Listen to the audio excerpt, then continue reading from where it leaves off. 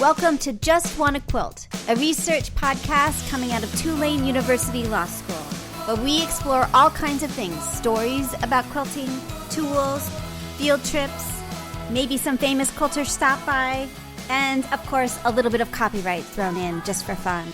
I'm Dr. Elizabeth Townsend-Gard. I'm a law professor, and I just want to quilt. So today we have Leah Day on the show. A famous person is stopping by. I'm very excited. I'm recording the intro before we meet her. I'm a little nervous. I'm super excited. Leah Day is an internet sensation. She has tons of classes, free classes about free motion quilting and all kinds of things. She's built an empire. She is really well known. If you don't know her, go to leahday.com. And we're talking to her about how she built the empire, her thoughts on quilting, her thoughts on being a quilt entrepreneur, and I'm just super excited that she's willing to come on. And then, after we do this interview, I'm going on her podcast, so it'll be the first time I'm on someone else's podcast for quilting. It's going to be an exciting day. Let's see here. I'm getting situated here. Okay. I'm super psyched to chat with you. Thanks so much for being willing to come talk to me about this project we're working on. Sure. Yeah, definitely. Okay.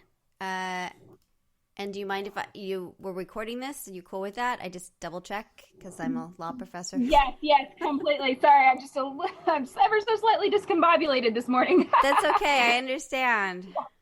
Yeah, no, you're good. So yes, that's perfectly fine. And then obviously, do y'all edit if we make mistakes or kind of hugely run off on tangents? Okay, good. Yeah, absolutely. And I'll tell you a little bit about the project. It's a research podcast. So what I'm doing is trying to understand the quilting industry from every aspect, from the person that's only made one quilt to the super famous to the distributors. We've done 60 interviews so far. We're going to start to air them soon. And it'll go on for at least a couple years. So the first, like what we're calling the first season, is just trying to get an overview of sort of people and sort of what the industry looks like. And then we'll do a deeper dive on different topics as the next seasons, each season's like each semester, we'll look at different things. So we're still in our gathering information stage. And then from my purposes, what I'm really interested in is both the entrepreneurial side and the intellectual property and social customs side of the business. It's something that law professors do in all kinds of fields, tattoos and chefs and clowns. And so I'm looking at the quilting industry. So that's kind of a little bit of background of sort of what the project is. Neat. So has there been a consensus yet as far as like a home, like somebody that quilts for a hobby and is, just kind of hanging out and doing this in her house, and she has kind of her own opinion about copyright and that kind of thing. And then I'm sure there's a very different opinion, markedly different from someone who does this for a profession. Correct? Yeah. I mean, I think it's really interesting. I'll be curious to see what you think. We're still at the beginning, but what I'm finding is that the regular quilter isn't thinking about it, but when they do, they're a little concerned and don't know what's right and what's wrong, and they make a lot of mistakes. So they think that they're okay, but then they're not sure if they're okay. So part of it is I really want a book to come out of this. Well, 2 books. One for like the quilter, just the regular quilter and guilds and those kind of people. And then for the quilting industry, sort of strategies for intellectual property strategies. So we'll work on that with the students I'm at Tulane Law School. So we'll do that as part of a research project at Tulane that those will come out probably within a year or so. We'll have them, at least the manuscripts, done in a year. So cool. Yeah. And I've kind of, I guess I kind of fit into that in between where I have a pretty strong opinion that there's almost too much of an obsession about this in the quilting industry. And maybe that sounds bad, but like, I guess I just felt like when we start focusing on this too much, and we can definitely get into this in the interview, but I think it becomes scary and people start worrying like, oh, I guess I can't make a sawtooth star block. And it's like, hello, no. Totally. People have been making sawtooth star blocks forever, Exactly. I mean, you can't copyright a sawtooth star block. Right. At least in my opinion, you can't, No, you can't. I mean, I would be intrigued to see what you have to say about that. But I mean, I feel like the reason why quilting is so awesome and amazing is because we have so much that we can do without ever having to even worry about it. I agree. I totally agree. And that's kind of what that's why the project is so interesting, because, you know, there are other fields that we talk about, the public domain. For the quilting field, there is literally a pool of resources that everybody uses.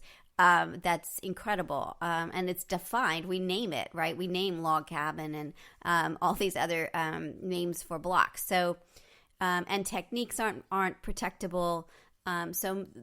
Obviously patterns and fabric and tools and other things are protectable, but it's a really interesting space of intense creativity, and at the same time, sort of figuring out where the place of intellectual property falls. So we'll do a ton of projects on that. So anyway, but I want to talk about you and your stuff. So I have a list that's crazy long, and let's see how far we get with this list.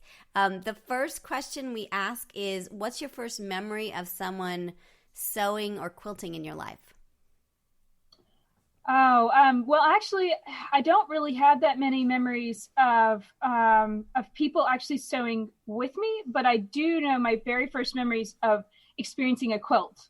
So I grew up with a closet full of quilts, and they were made by my grandmothers and my great-grandmothers, and maybe even some great-greats. I don't honestly know who all made the quilts that were in that closet, but I remember just absolutely loving them and having, you know, 2 or 3 quilts on my bed growing up pretty much all the time.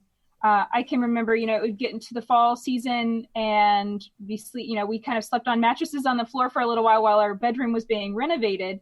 And I remember being really chilly one night, and then I woke up the next morning with a quilt on top of me. My dad had come in and spread quilts out on top of us. And, you know, I think that really the best way to become a quilter and to ensure that this continues and passes down is to give quilts to children, because there is nothing more magical than that, to wake up underneath a warm, very well worn, beautiful quilt. And that made me a quilting junkie. That's really cool. You know, I was like, I got to learn how to do this patchwork thing. And I was trying to learn patchwork from a very young age. And, you know, and I was so frustrated. I would cut out templates from cardboard and I was using scissors, and it was just so time consuming and so slow. And I never stuck with it long enough to actually make anything.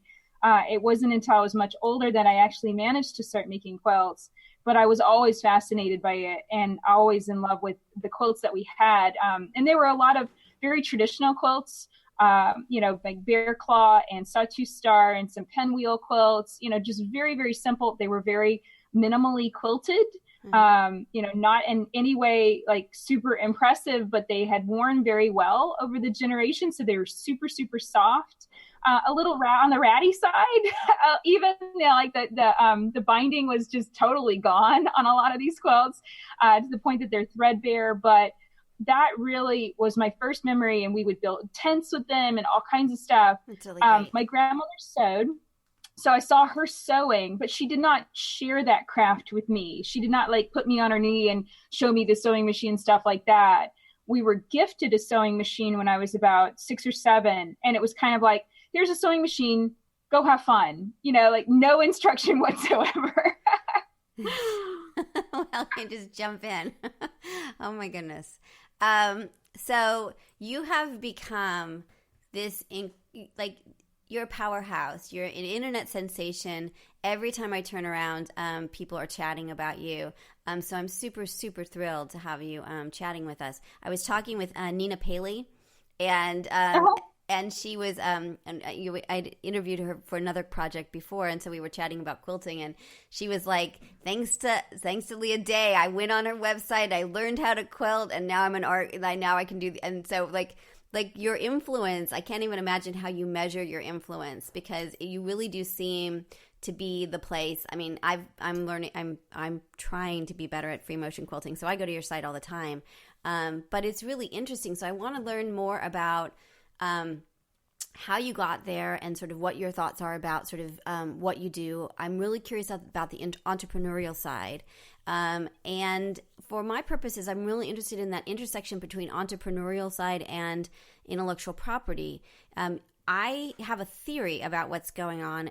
It's a theory that's happening in many industries, but I'm starting to see patterns, and I'm curious if you fit that pattern, which is, I'll tell you what the pattern is. I see patterns of a lot of giving away materials for free, tons of stuff, tons of content, creating content, creating a fan base, and then having some sort of business model to monetize the fan base so that it isn't the intellectual property per se. You're not protecting every free motion quilting design you create, but you're being smart about building the base and then monetizing it. That would be, I think, what's happening with you. Am I right? Is that a good guess? Yeah. I mean, it's basically the idea of if you build it, they will come. Yeah. And so, yes, absolutely. Like, when the first thing to say is I always wanted to own a business. Like it has always been something in the back of my head since I was a little girl. I wanted to own a business and be successful. And I remember hearing the word entrepreneur when I was in 7th grade. And it was like, that's me. That's me totally 100%. That's who I am. So I always knew that was my future. I just did not know how it was going to happen. And for a long time, I thought I was going to own a bead shop. I know, of all things. Selling beads. Yeah. So thank goodness that didn't happen because, gosh, I mean, 25 cents a bead, that's be a really hard living. Right. That's brutal, right? Yeah. So what ended up happening is I had my son in 2007, and it was like that was the turning point of my life. Having him was like, all right, I have got to get serious about this. I had all of these goals. I had all of these dreams, but I really had not been moving forward on any of them. And I was kind of stuck. And I think people get stuck, at all different stages of life. And I had felt stuck for a really long time, just kind of limited by a lot of self-limiting beliefs, not thinking I could do it, or just worried that I would put all that energy into something and then fail and all that kind of stuff. And so having my son, and I was 23 years old, and it was like, I've got to make something with myself. I've got to do something better. I want this baby to see me how I wish I was. And I want to be my best person for him. And so it was almost immediately after he was born that I really started investigating business and trying to learn more about it. I built my first business just as a skincare consultant for a skincare company that my father-in-law introduced me to. And that was just a way to kind of just learn the ropes, learn the basics, build a website, just kind of get my feet wet. But I knew always in the back of my head, like, okay, I want to do something creative. I want to share something more of what I love. I love skincare, but not like passionately. Yeah. So I knew quilting was going to be somehow a part of that. As soon as I got into quilting, when that was 2005 that I got into quilting when I was getting married, I knew quilting was going to be the business that I would own, just because it seemed so much bigger and better. It seemed more solid, like a solid foundation through the guild system, honestly, than beadwork or crochet or knitting had ever seemed to me. I knew all of those crafts up to that point, but quilting, it's very different because we've got this guild system, and there's guilds in almost practically every town, even now in America. And and if you build it, build a business and you have a lecture, then you could go and travel around and go to these guilds. And I was seeing that already, just being a part of the guild that I was part of in Asheville, North Carolina. And so I was already going, okay, well, this is kind of a system. And clearly there's this kind of way that you can build a business and you can travel around the guilds and do this kind of teaching thing with guilds. So I knew quilting was going to be that business, but I just did not know how.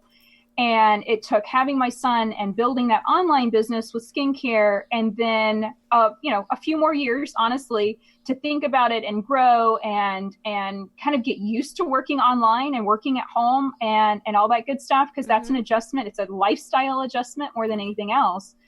And then once that kind of got settled, I started asking that question. Okay, I want to own a business. How am I going to do this? How am I going to drive traffic? No one knows who I am. It was 2008.